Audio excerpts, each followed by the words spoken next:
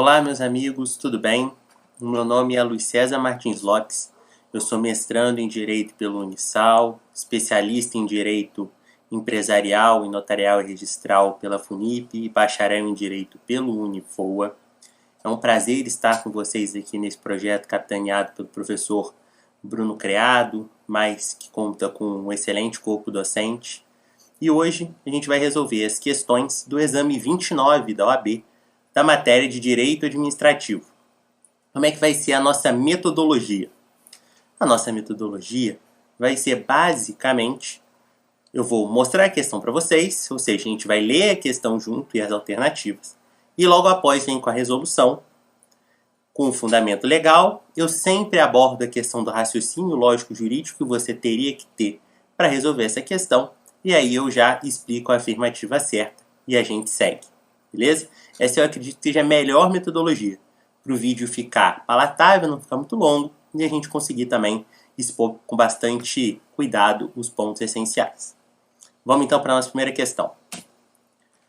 Meus amigos, as questões de direito administrativo estão entre as questões 27 e 32. Então, o exame da OAB conta com 6 questões de direito administrativo. Vamos lá. Questão 27. Luciana, imbuída de má-fé, falsificou documentos com a finalidade de se passar por filha de Astolfo, recentemente falecido, com quem ela não tinha qualquer parentesco, movida pela intenção de obter pensão por morte do pretenso pai, que era servidor público federal.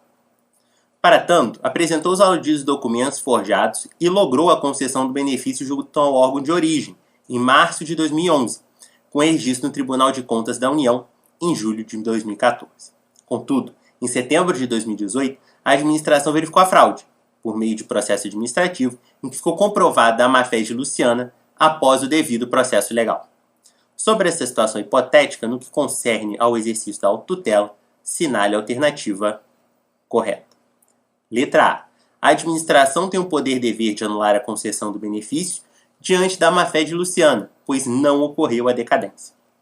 O transcurso do prazo de mais de 5 anos da concessão da pensão junto ao órgão de origem importa na decadência do poder-dever da administração de anular a concessão do benefício. Letra C.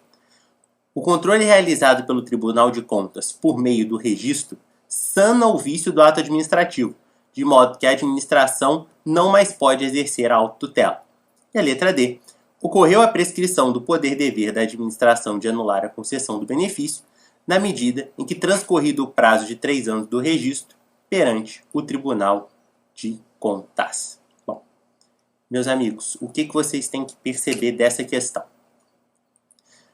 Primeiro, que ela tem fundamento na Lei do Processo Administrativo Federal, Lei 9784, de 99. Queria que vocês tivessem o seguinte em mente. A questão não foi feita para brigar com vocês. Ou seja, a questão dá todos os elementos para você responder. Ponto. Outro detalhe. Questão sempre vai colocar prazo, período, sempre vai ser importante. Então, lê uma questão, percebeu que tem um prazo ou um período? Nunca se esqueça que esse pode ser o coração da questão. Então, vamos lá. A resposta esperada é a letra A de amor. Por quê? Quando ele diz que a administração tem o poder-dever de anular a concessão do benefício, é verdade. Não só o artigo 54, que está aí na tela de vocês, que diz assim: o direito da administração de anular os atos administrativos que decorram efeitos favoráveis para os destinatários decai em 5 anos. Não só por isso, mas também pela súmula 473 do Supremo, a própria súmula 3, súmula vinculante 3, são 2 elementos que auxiliam vocês também a responder essa questão. Então, o que tem que ficar claro aqui, para vocês não esquecerem? É claro que a administração pública tem o direito, tem o poder-dever de anular o ato administrativo que decorre efeito favorável ao administrado. Só tem uma exceção: os atos de má-fé. E isso ficou claro no começo da questão. Luciana é imbuída de má-fé. Não discuta com a questão. Ela estava imbuída de má-fé. Ponto. Se ela está imbuída de má-fé, nunca correrá prazo decadencial. Então, essa é o X da questão. Quando ele diz assim: quando a lei diz assim, contados da data em que foram praticados, salvo comprovada a má-fé, é salvo comprovada má-fé, não corre o prazo decadencial. Próxima questão. 28. Vamos lá. O Ministério Público ajuizou a ação civil pública por improbidade em desfavor de Felipe dos Santos, servidor público federal estável, com fulcro no artigo 10, inciso 4, da Lei 8429 de 92. O servidor teria facilitado a alienação de bens públicos a certa sociedade empresária, alienação essa que efetivamente causou lesão ao erário, sendo certo que nos autos do processo, estou demonstrado que o agente público não agiu com dolo, mas com culpa. Com base na hipótese apresentada, assinale a opção que está em consonância com as leis de regência, ou com a legislação de regência. Letra A. Felipe não pode sofrer as sanções da lei de improbidade, pois todas as hipóteses capituladas na lei exigem dolo específico para sua caracterização. É passível a caracterização da prática de atos de improbidade administrativa por Felipe, pois a modalidade culposa é admitida para a conduta a ele imputada. Não é cabível a caracterização de atos de improbidade por Felipe, na medida em que apenas os atos que atentam contra os princípios da administração pública admitem a modalidade culposa.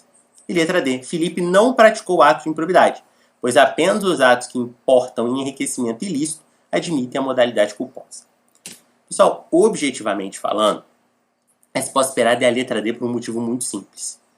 Dos artigos 9, 10, 10A e 11 da Lei de Improbidade Administrativa, somente o artigo 10 prevê que os atos de improbidade administrativa podem se consumar mediante dolo ou culpa. Só as condutas do artigo 10.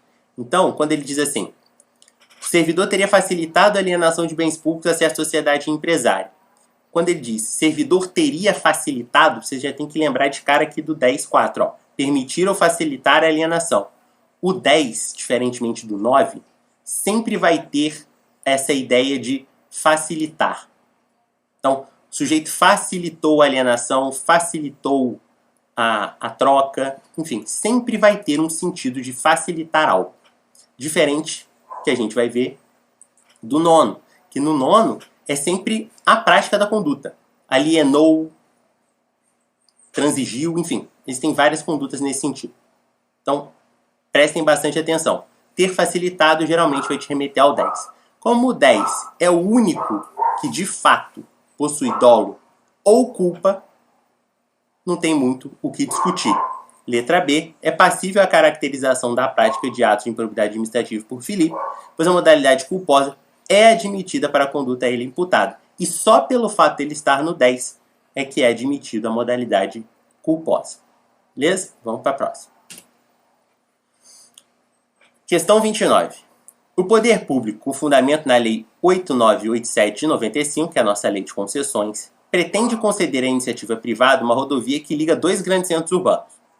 O edital, publicado em maio de 2018, prevê a duplicação das pistas e a obrigação de futuro concessionário desapropriar os terrenos necessários à ampliação, por se tratar de projeto antigo.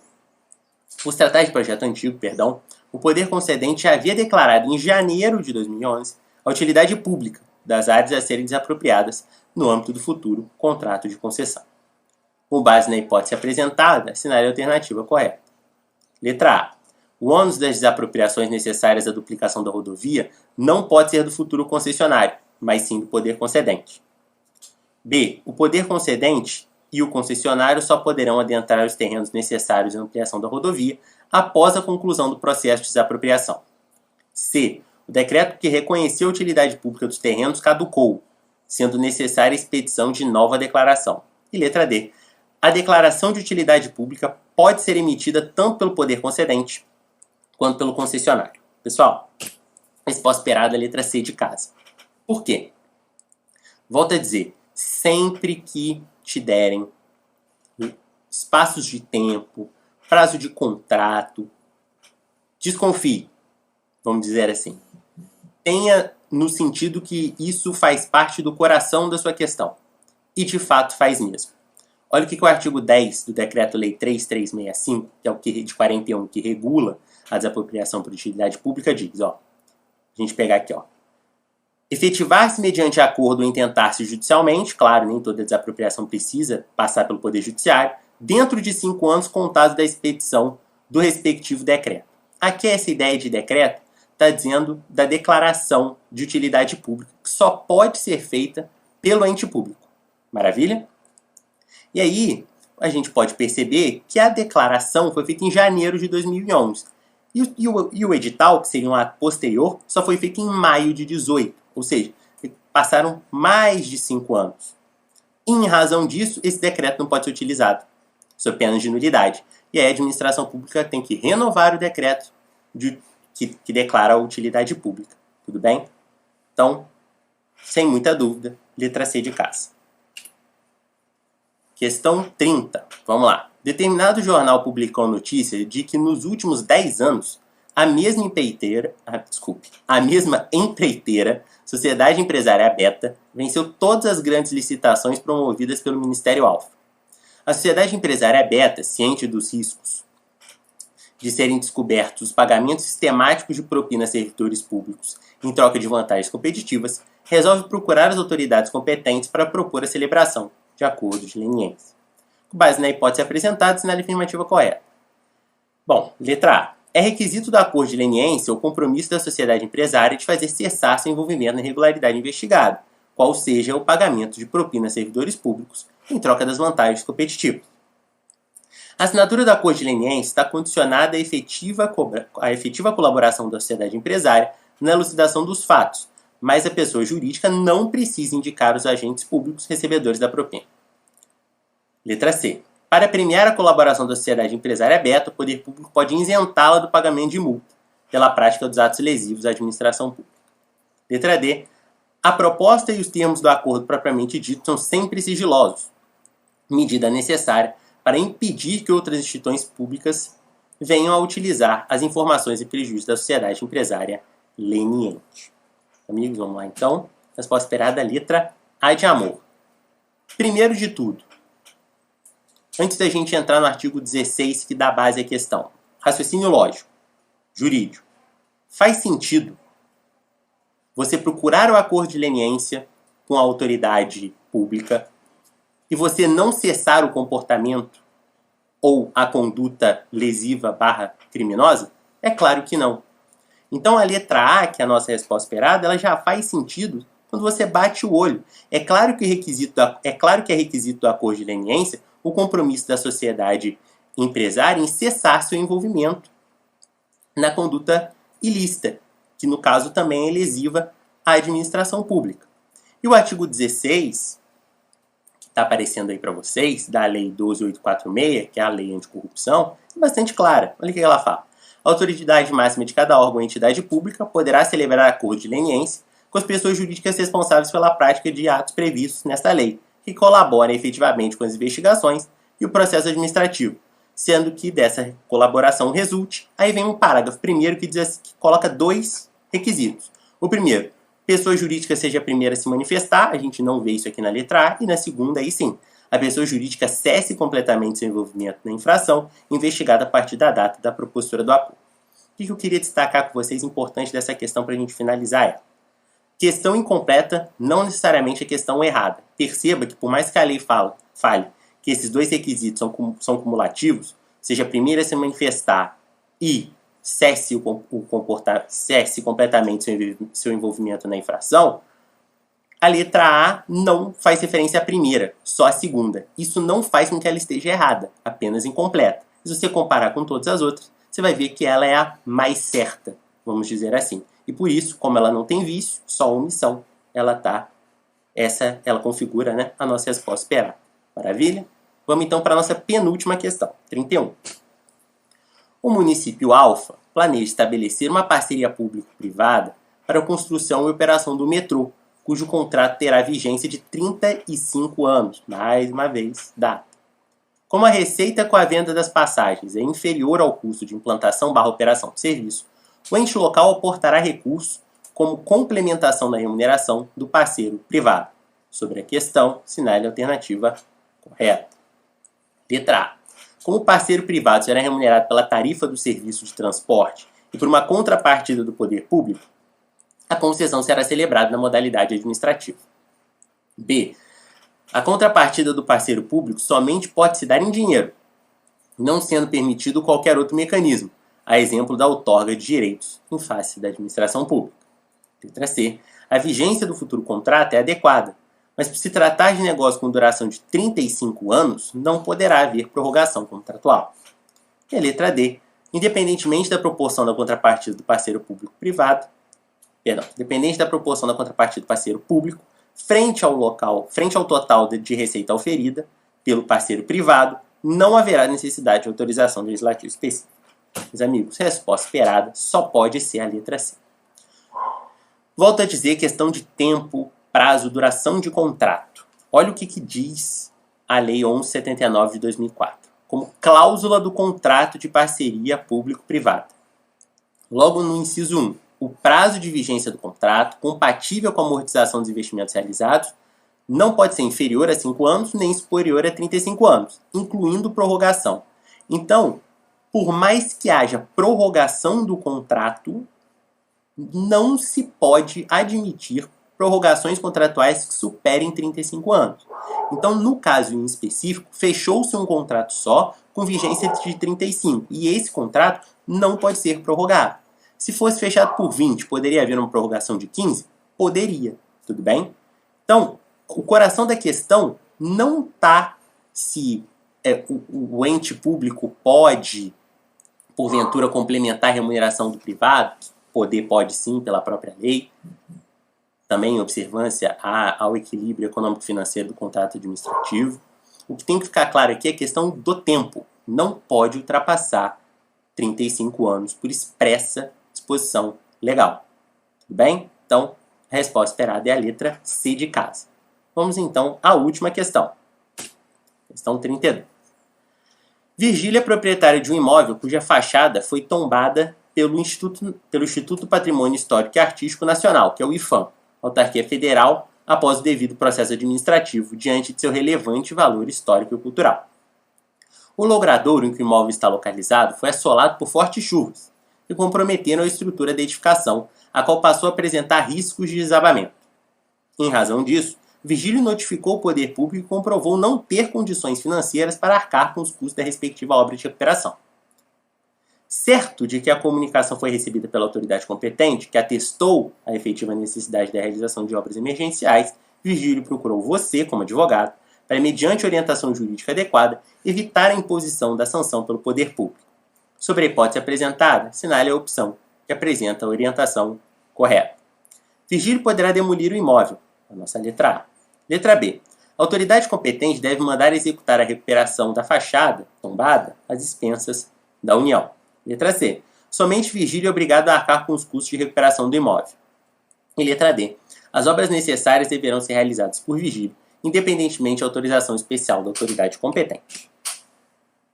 Meus amigos, por uma questão de lógica, resposta esperada, letra B. Se você pegar o artigo 19 do Decreto-Lei 2537, que organiza o IPHAN, mas que também fala sobre o tombamento, você já vai matar de cara a questão. Porque olha o que ele fala logo no caput. Primeiro, proprietário da coisa tombada que não dispuser de recursos para proceder às obras de conservação e reparação tem que notificar o IPHAN. Bacana. E aí, olha o que ele fala aqui no parágrafo 1º. Recebida a comunicação e consideradas necessárias as obras, o que mostra um juízo de discricionariedade da própria administração pública federal indireta, fica claro que o IPHAN mandará executá-las às expensas da União. Então, se você pegar aqui a lógica da questão, você já vai matar, porque a lei, o decreto-lei já fala isso. Mas vamos pensar um pouquinho com raciocínio jurídico. Essas intervenções do Estado na propriedade privada, elas têm uma lógica sempre de beneficiar o interesse público sobre o interesse privado, ou seja, preservar um interesse que seja supra-individual. Perceba, Virgílio não perdeu a condição de proprietário do imóvel, não é isso.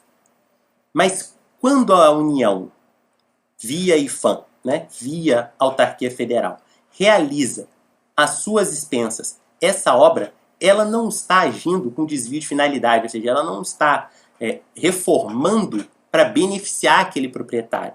Não, ela está reformando porque pelo valor histórico-cultural, aquele bem supera a propriedade exclusiva de Virgílio. Ou seja, por mais que o Virgílio possa ser proprietário, a sua condição de amplos poderes é mitigada. E a União, ao promover a obra, ela está justamente preservando não o patrimônio de Virgílio só, está preservando um patrimônio que é supra-individual, tem valor histórico e cultural. Perfeito? Então é isso que eu quero que vocês percebam. Não se trata de um desvio completo da finalidade, ao contrário, está se preservando um patrimônio público. Ou melhor, não um patrimônio público, né? Um patrimônio que tem valor histórico-cultural, mas que mantém o direito de propriedade do proprietário original. Maravilha? Bom, meus amigos, essa foi a nossa última questão. Acredito que o vídeo tenha ficado num tempo bom para vocês pensarem, raciocinarem, que se torne de fácil compreensão. Os colegas e a direção, professor Bruno, pediram que disponibilizasse um contato, então estou disponibilizando o meu. Vocês podem entrar em contato comigo para tirar dúvida e etc., no que for possível. E eu puder auxiliá-los pelo lcloques, LOQUS, @gmail.com, tudo junto, minúsculo. Maravilha? Meus amigos, um forte abraço e continuamos juntos.